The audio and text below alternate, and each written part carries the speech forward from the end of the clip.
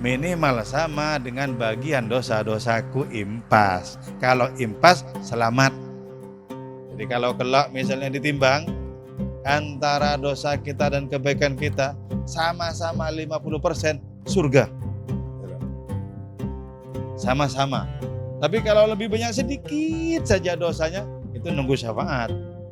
Kalau dapat syafaatnya Nabi surga juga. Kalau dapat syafaatnya hari Jumat, surga juga.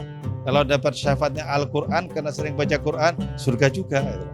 Yang menjadi masalah kalau tidak dapat syafaat, itu loh persoalannya. Saya kagum kepada Maulana Rumi yang mengatakan, ya Allah, masuklah ke dalam hati ini. Hati ini adalah rumahmu. Hebat ya, hati ini rumahmu.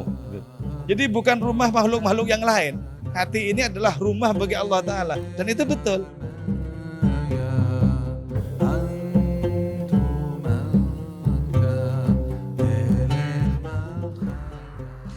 La'alla rahmata rabbi hina yaqsimuha ta'ti ala hasabil isyani fil qisami sallallahu alaihi.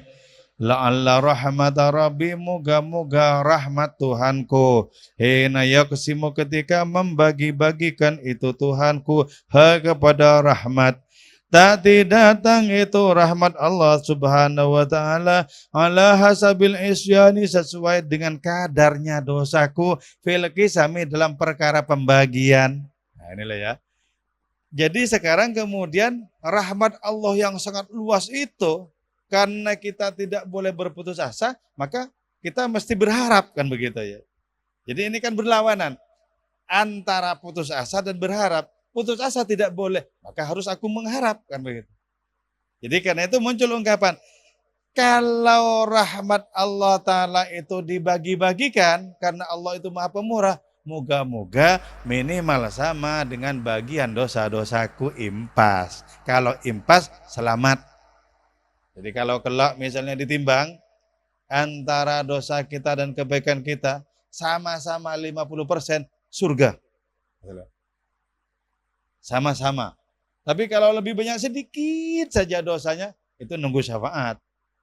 Kalau dapat syafaatnya Nabi, surga juga. Kalau dapat syafaatnya hari Jumat, surga juga. Kalau dapat syafaatnya Al-Quran karena sering baca Quran, surga juga. Yang menjadi masalah kalau tidak dapat syafaat, itu loh persoalannya. Jadi masalah itu. Lebih banyak satu sente saja, lebih banyak satu on saja dosa-dosanya, itu masalah itu. Jadi karena itu dari sekarang perkara dosa-dosa itu harus kita apa? Mintakan syafaat kepada Kanjeng Rasul. Dengan apa? Dengan banyak membaca sholawat dan menauladani adanya perilaku beliau. Nah ini sesungguhnya bisa kita rasakan dan ini sangat asik loh sebenarnya. Bagaimana kita menebus diri kita dari ketertambatan terhadap dosa-dosa. Kita tebus dengan sholawatan itu. Itu bisa kita rasakan, bisa kita nikmati itu. Jadi karena itu sholawat kepada Kanjeng Rasul itu tidak ada banyaknya. Sebanyak mungkin tetap oke. Kenapa? Beliau itu ibaratnya adalah samudra luar biasa luasnya, luar biasa dalamnya, dan tidak akan pernah penuh-penuh oleh adanya sholawatan diri kita, tidak akan pernah penuh beliau itu. Jadi karena itu ya, kalau kita berdoa misalnya kepada Allah Subhanahu wa ta'ala, sesungguhnya sangat bagus di dalam doa itu kalau kita banyak baca sholawat. Ada seorang sahabat yang bertanya kepada Kanjeng Rasul, Kanjeng Rasul, kalau ketika berdoa saya membaca sholawat 10% saja kepada jenengan, monggo terserah. Tanya lagi, kalau saya baca sholawat 1/4% dari doa saya, monggo terserah.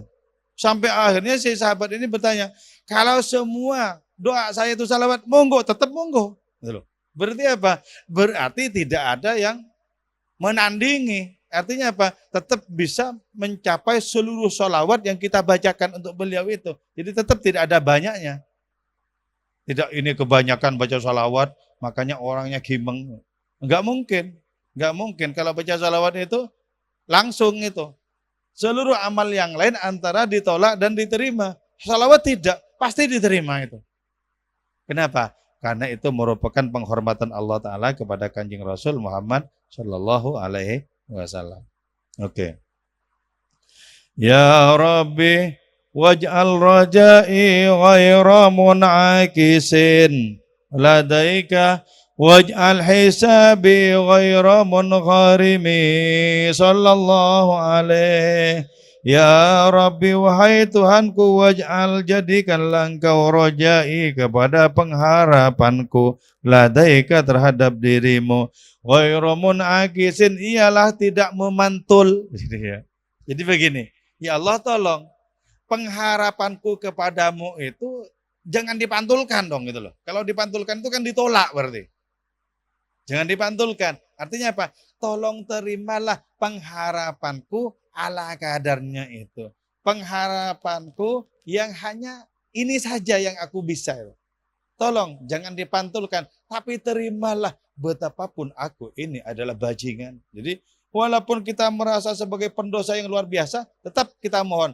Tolong diterima ya Allah, jangan kecewakan aku, tolong jangan kecewakan aku. Dan Allah Ta'ala dengan demikian tidak akan pernah mengecewakan kita. Kenapa? Tidak pernah ada orang yang datang kepada Allah Ta'ala, lantas orang itu terkecewakan. Itu tidak pernah ada. Jadi karena itu, pintu pengharapan kita buka luar biasa. Permohonan kita buka luar biasa. Jadi dengan demikian, walaupun kita termasuk orang yang sangat buruk, sangat jelek, tetap kita akan diterima oleh Allah Subhanahu wa taala. Waj'al dan jadikanlah engkau hisabi kepada pengharapanku kepadamu ghairu munqarimi ialah tidak terputus. Ya Allah tolong harapanku kepadamu terus dipanjangkan. Tolong jangan diputus-putus ya Allah. Jadi kalau pengharapan kita itu terus menerus, itu tandanya kita beruntung. Kalau terus menerus, sebab apa? Pengharapan itu salah satu karunia loh. Kok terus menerus? Itu berarti kita akan beruntung itu.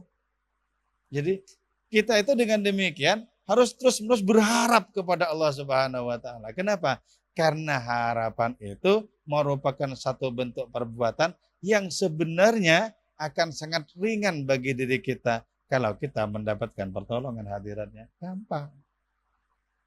Jadi kita tinggal istighfar, tinggal berharap, mohon syafaatnya Kanjeng Rasul, kita dekatkan diri kita kepada para wali, baik wali yang masih hidup maupun yang sudah wafat, kita dekatkan.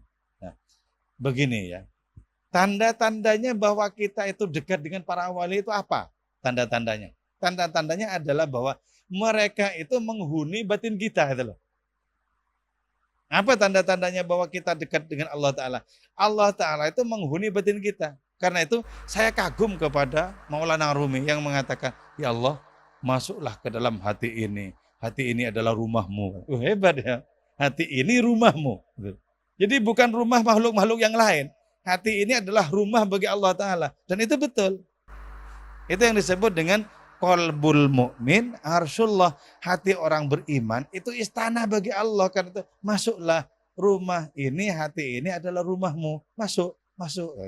Enak kalau orang itu sudah sanggup menampung Allah di dalam batinnya. Jadi bukan dalam sekian jam baru teringat, ya Allah baru teringat. Bahkan ketika kita menghadap dalam bentuk sholat, belum tentu seluruh dari Allahu Akbar sampai salam itu teringat penuh loh, belum tentu. Allahu Akbar, fokus kepada Allah Ta'ala. Ketika mencoba untuk terus difokuskan, malah melenceng kemana-mana. Ingatannya pergi kemana-mana. Ke kerjaan-kerjaan dan lain semacamnya itu loh. Sudah kita ikuti kerjaan-kerjaan itu di dalam sholat. Setelah 2 rakaat, ingat lagi, astagfirullah, suntuk lagi, fokus lagi. Terpecah lagi kan gitu. Nah, kalau orang wali itu ya, mulai dari Allahu Akbar sampai salam, itu tidak ada siapapun selain Allah Ta'ala. Enggak ada siapapun. Enggak ada pernah masuk. Kenapa? Karena hati para wali itu yang disebut sebagai Al-Baitul Haram. Hati yang dipagari, sehingga apapun selain Allah Ta'ala haram masuk ke dalam dirinya. Betul-betul pagarnya itu kuat ya. Kalau pagar batin kita itu kan setengah kuat, setengah tidak juga. Jadi, kadang kuat, kadang dimasuki oleh begal-begal oleh setan-setan. Kadang lama sampai di situ, baru teringat, baru diusir lagi. Kadang diusir-usir itu tidak pergi-pergi juga itu. Jadi betapa sangat mengagumkan hati para wali itu.